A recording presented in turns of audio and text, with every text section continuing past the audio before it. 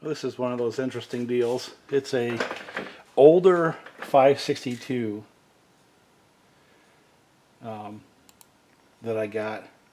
Not sure what its issue is, but this is what it says. It's got 383 hours, 3,809 starts. Its last max speed was only 12,000 RPMs. So, what are we going to do with this? I think the first thing I want to do is start taking a look at error codes and the like. It's got a 14 and a 17. 14 and 17. And the last time it did 14 was 49 starts ago. It had 2 of them. And the 17, 255 times. Let me just bring the camera down. I think that's what I should do, so you can see what I'm looking at. And this saw was supposed to have passed smoke test. Okay.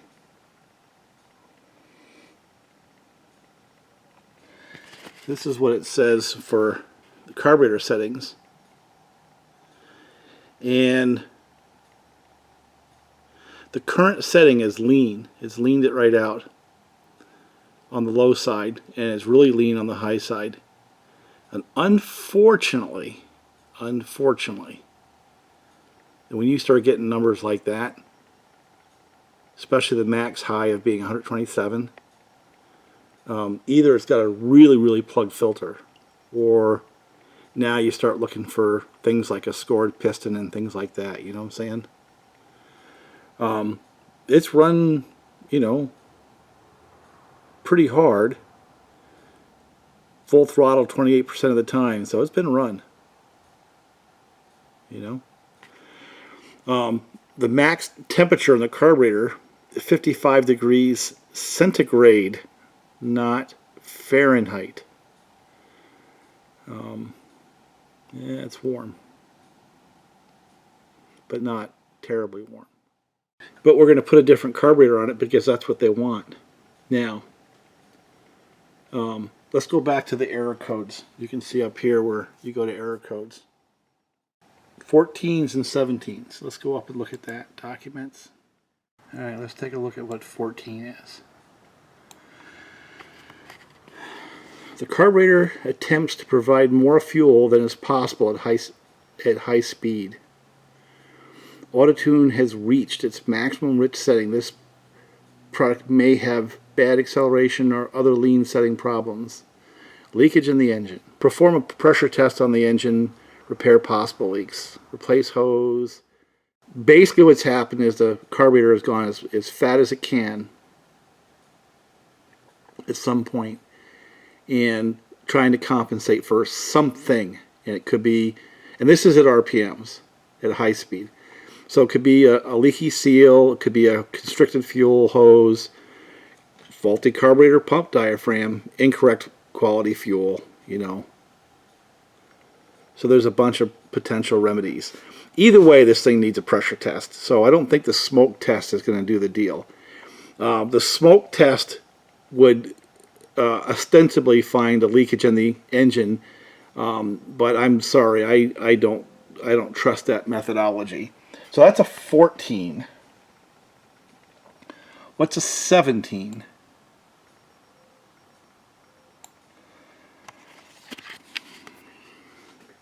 Low idle speed or minimum fuel level for idling. Product might have bad acceleration or other lean setting problems. Autotune has reached the maximum lean setting. Yeah, there you go. Seized piston cylinder, piston ring stuck. Main bearing problem, faulty carburetor. I'm going to bet that we do a leak down test and we may find something. But if I pull that cylinder, I'm going to find a lot more. That's my bet. I suspect that we have a scored piston of some kind, or possibly a bad ring, you know, something along those lines. And this is yet again a case of, we're getting some clues with the way the engine fuel settings are. The current low speeds at 97, which is pretty lean, and the current high speeds 105, which is kind of on the lean side. The maximum high speed, there's your clue, is 127, so it tried to lean out. And what that's telling me is the reason why it leans the mixture out is because it's not getting to the RPMs expected. And in trying to get the max power, it kept leaning that carburetor out, and it couldn't quite get there, you know. There's going to be a point of diminishing returns when it does its iteration in the lean out test where it can't make any more power and nothing happens to the settings. And when that gets to the lean side of things, that usually indicates internal motor problems. You know how when you lean something out, you get to a higher RPM, and as the compression goes down or the piston begins to eat away at the wall of the cylinder or the ring is broken, and the saw becomes kind of boggy. Now it's trying to lean things out to sharpen up the way it runs. This has got 300 hours, almost 400 hours. So let's just do a check on the carburetor itself. Let's just do, you know, the standard auto test.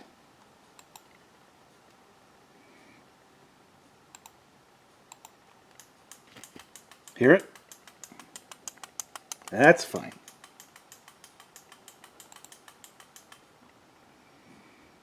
Okay. Yeah, it's about 26.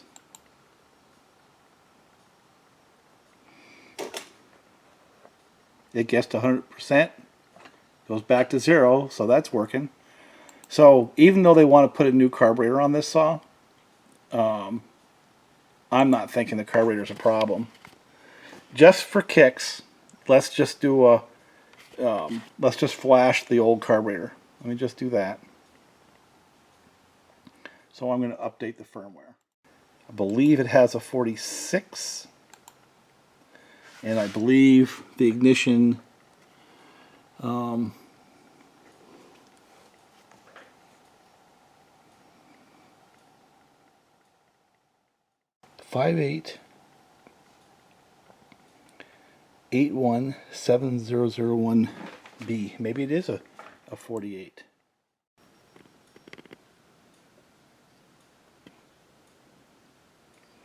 God, that looks an awful lot like a 48 to me. See, I don't think there's any problem at all with that carburetor. I think it's motor problems. So EL48 and that. So we're going to update the firmware on that carburetor. And I don't believe that's going to help it, but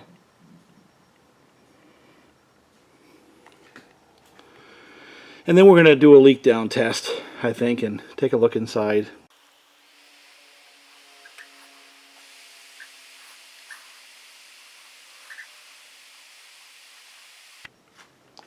I don't know about this one.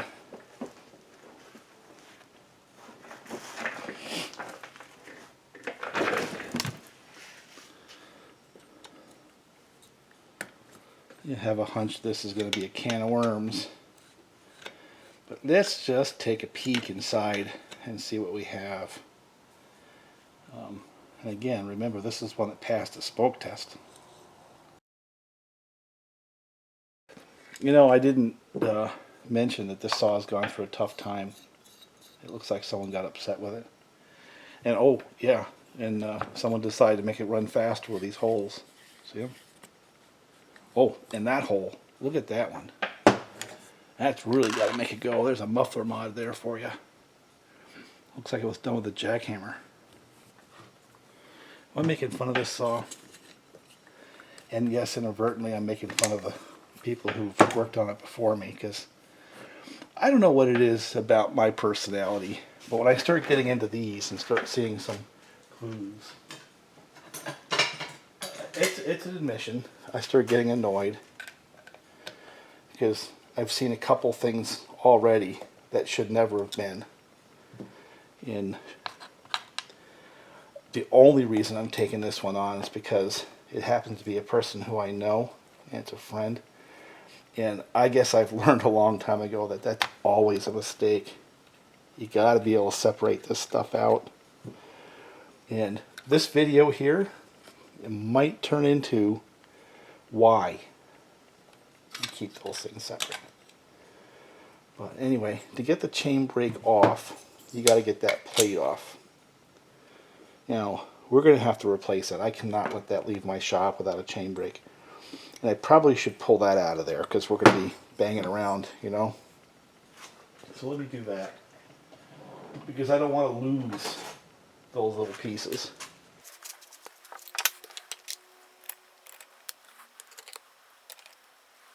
Alright. Let's take a look at some of these other really, really hot rod things.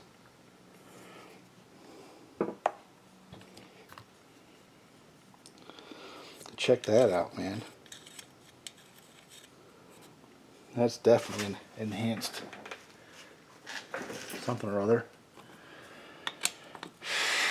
So it looks like this has been off before.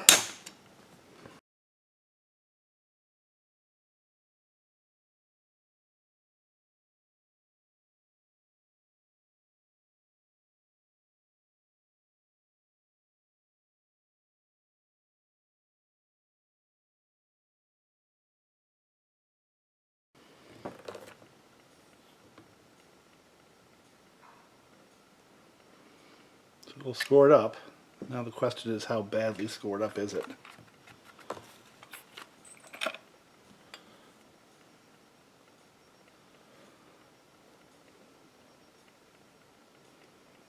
I don't know.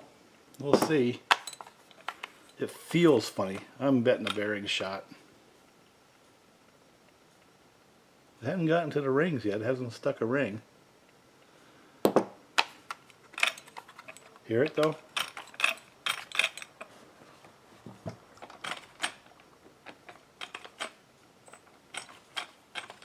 That never is good.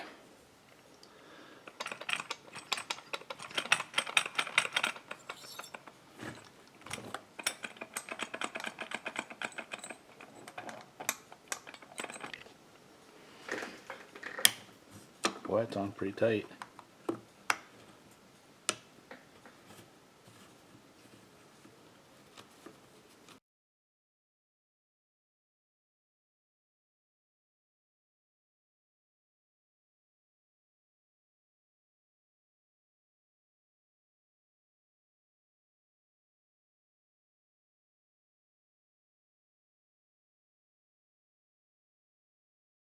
I think what we're going to do in this video is ask the rhetorical question, when is it time to give up and buy another saw?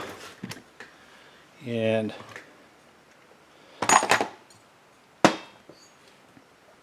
we're going to find out if this saw has reached that threshold. Now, to do a pressure test on these, I've got this nice little kit.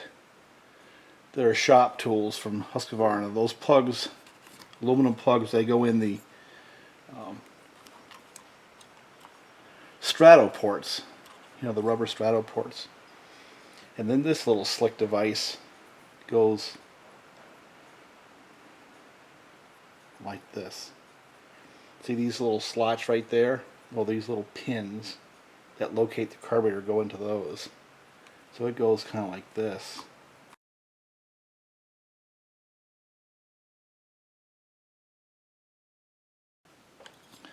So I don't know if you can see that, but you got the two aluminum plugs in the strato ports plus this over the manifold. These little slots, there's those black locating pins. Now for the muffler side, the same shop tool kit comes with this nice little thing right here. Now I've been making them out of steel, but this is really the best way. Just use the ones that the Husqvarna engineers designed for the job, you know.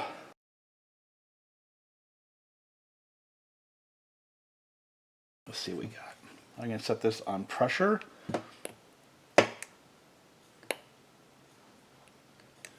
There's 7 pounds. If that thing holds 7 pounds for a period of a couple of minutes. Looks to me like it's pretty good. All right, let's get that back up to 7 pounds, and let's just do a start.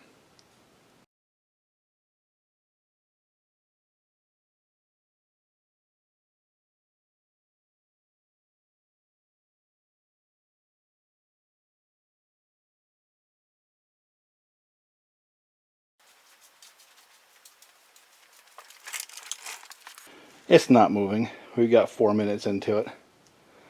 So I'm going to say that that is a pass on the pressure side. Let's do a VAC.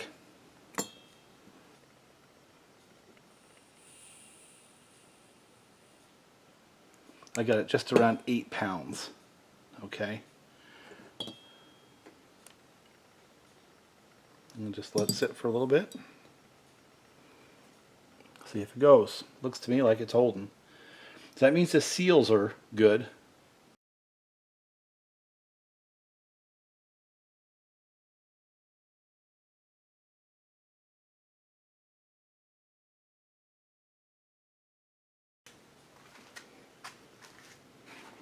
It's not moving. You get 3 minutes into it and I don't see any sign of motion at all. What I'm going to do now might be a little counterintuitive.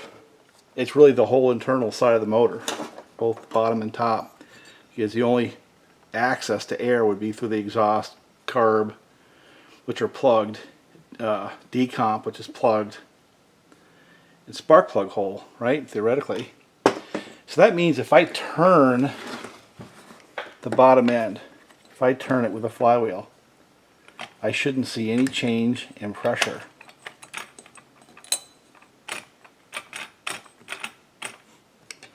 And I'm not.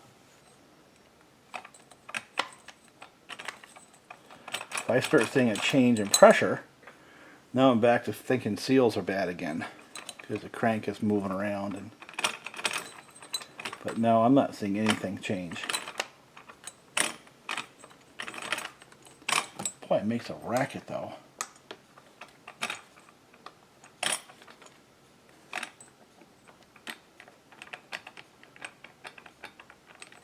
Something's making a racket. But my initial assessment of this is, see, that's gone for 5 minutes now. So it passed the leak down test. This is a pass.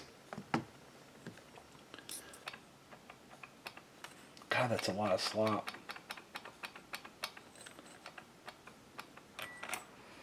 Alright, I'm going to put my stuff away. We're going to take another look inside there.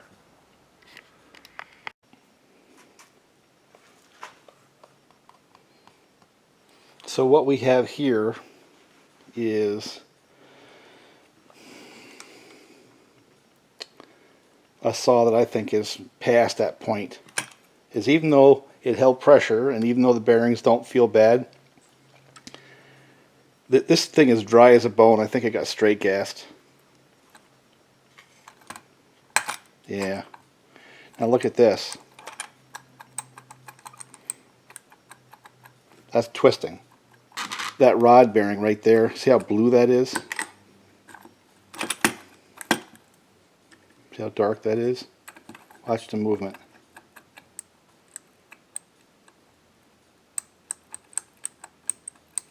That's gone. So the crank is shot. Here's a healthy crank. See how there's no blue? Okay, this is a saw that's, I think, past the point of salvage. It looks to me like it got straight gas. There is no sign of oil anywhere on the bottom end. And the piston obviously is scored up pretty bad. And if you look in the cylinder, you'll see all that stuff around the intake port. It was a good saw. It was in fine shape, but I think this one got straight gassed. So that bearing has got a very dark blue color to it. That's because as it lost lubrication, it just got hot, and you can see how much slop side to side, not side to side linearly, but if I rotate it, I get quite a bit of rotation in that piston. Plus I can feel it when I go up and down. That bearing is done. Here's a used crank, but see how the color of that crank is still nice and gold, and there's no rotation on that piston. You know, the difference between those two cranks is shocking. But that's what happens when they run without lubrication, you know. My guess is that the bearings are shot too, just the seals didn't go yet. It didn't take out the nylon cages, so the balls didn't come apart. That's not what shot. But I imagine that the bearing running dry like that, the bottom end is probably toast as well. So, you know, I had to tell this individual what they really need is a crank, bearings and seals, and a top end. And we could stick it together in those cases. Or, if Husqvarna still sells them, a short block and a top end. There was a while they were selling those damn things for cheap. Husqvarna used to sell this assembly for a reasonable price. And that's really what a person needs to do to start out with that saw, is just to buy one of those if they still sell them. I do it on my own saws, but to hammer that thing apart and build it up right and take on the liability, I think I'm not going to do that on this saw. I think I'm going to bring it right back and say, I think it's more than you want to do. So, we have finally found a saw that I do not want to build. And it's not just because of the bottom end. Because being straight gassed, yeah, I mean, I can, like I said, I could probably put that right inside that saw and with a top end, make it run pretty good. But it's things like this. Things like that. You know what I'm saying? There comes a point where I just don't want to be involved because of the way the saw has been let go, and I don't want to be a part of it. And God, I hate to say it, but this is one of those saws. I'm done. Talk to you later.